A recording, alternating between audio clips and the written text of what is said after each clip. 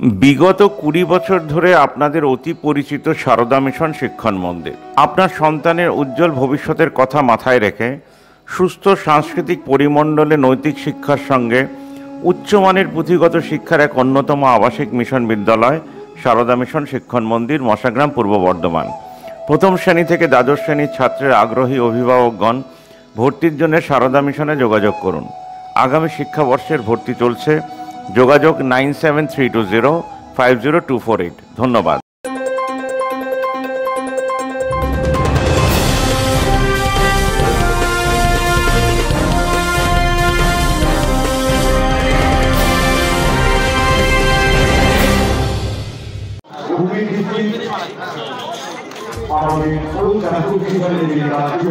আমরা প্রত্যেকে আবেদন করব, মূল গেটের সামনে অযথা কেউ ভিড় করে থাকবেন না।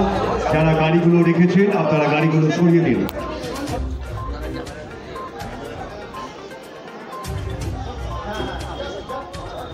আমাদের মধ্যে উপস্থিত থাকবেন অরিন্দম গই, আমাদের শ্রীরামপুর হুগলি সাংগঠনিক জেলা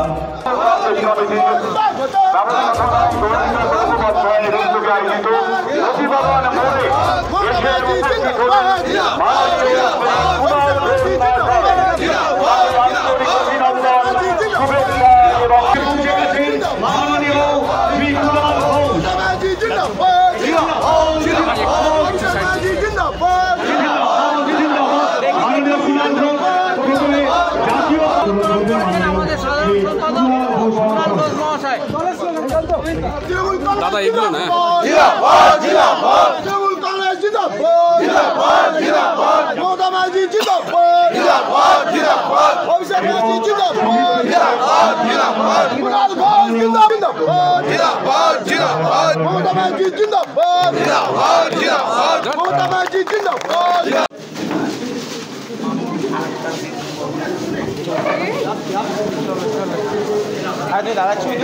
আরে দাদা আরে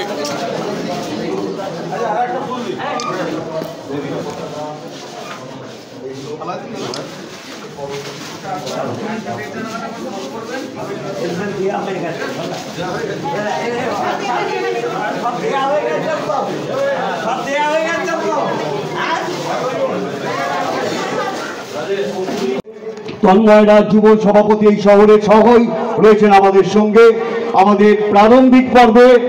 এরপরে আমরা আজকে এই অনুষ্ঠানে অত্যন্ত ব্যস্ততম ব্যক্তিত্ব, প্রত্যেকে জানেন তো বিজিএস পার্সন, আমাদের মাননীয় কুণাল ঘোষ মহাশয়। তিনি সবসময় আপনাদের সামনে থাকেন। কিভাবে আপনারা মোবাইলে সবসময় তাকে দেখেছেন যে তিনি সবসময় আমাদের সদর্থক মুখ্যমন্ত্রী করছেন। রাহুল গান্ধী টুইট করেছেন ইয়ং জেনারেশনকে কাজে নেওয়া হচ্ছে না বলে এরকম বিপদ আসছে দেশে, সবার বেকারত্ব বাড়ছে। সেটা তো স্বাভাবিক ব্যাপার। 2014 সালে ক্ষমতায় আসার আগে নরেন্দ্র মোদী বলেছিলেন বছরে 2 কোটি চাকরি দেবো, 10 বছরে 20 কোটি হয়। 20 কোটি নতুন চাকরির বদলে আরও 10 কোটি বেকার বাড়িয়ে দিয়েছেন, 30 কোটি। হিসাব কে দেবে? নরেন্দ্র মোদীকে দিতে হবে। যে এত কর্মচ্যুতি, এত সংস্থা বন্ধ, এত কর্মসংকোচন, পরিযায়ী শ্রমিকদের সমস্যা, এই সমস্ত তিনি পাকিয়েছেন করে 20 কোটি তো দিতেই পারেননি, উল্টে আরও 10 কোটির চাকরি নষ্ট করেছেন। ফলে এই 30 কোটির কৈফিয়ত তো নরেন্দ্র মোদীকে দিতে হবে। এবং সেখানে হতাশা থেকে কোনো যুবক, কোনো যুব সমাজের কেউ যদি বিপদগামিতায় যায়, তার দায় নিশ্চয়ই নরেন্দ্র মোদীর সরকারেরই হবে। Thank you. আমাদের ঐতিহ্যশালী বিষয়, এগুলো অতীতেও ছিল, ভবিষ্যতেও থাকবে। কিন্তু কেন্দ্রীয় সরকারের কাজ মন্দির, মসজিদ, গির্জা তৈরি নয়। কেন্দ্রীয় সরকারের কাজ রুটি, কাপড়া ওর মাকান সুনিশ্চিত করা, দেশের সুরক্ষা রাখা, দেশবাসীর সামাজিক সুরক্ষা রাখা। সেই ক্ষেত্রে এরা ব্যর্থ। সেই কারণেই তারা ধর্মীয় উন্মাদনার দিকে ঘোরাতে চাইছেন। সত্যিকারের ইন্ডিয়া জোট তৈরি করলে 543টার মধ্যে লোকসভায় কতটা সিট পেতে পারে ইন্ডিয়া জোট? বিজেপি 100 ক্রস করবে না। যদি ইন্ডিয়া জোট, এখন ভারতবর্ষের যা রাজ্যবাড়ি হিসাব রয়েছে, যদি ইন্ডিয়া জোট সব সিনিয়রকে সামনে রেখে, মমতা ব্যানার্জির মতো অভিজ্ঞ দীর্ঘদিনের বর্ষিয়ান জননেত্রীকে সামনে রেখে এবং অন্যান্য সিনিয়রদের সামনে রেখে একটা জোটবদ্ধ ইন্ডিয়াকে সামনে রেখে লড়াই করে, তাহলে 100 ক্রস করবেন বিজেপি।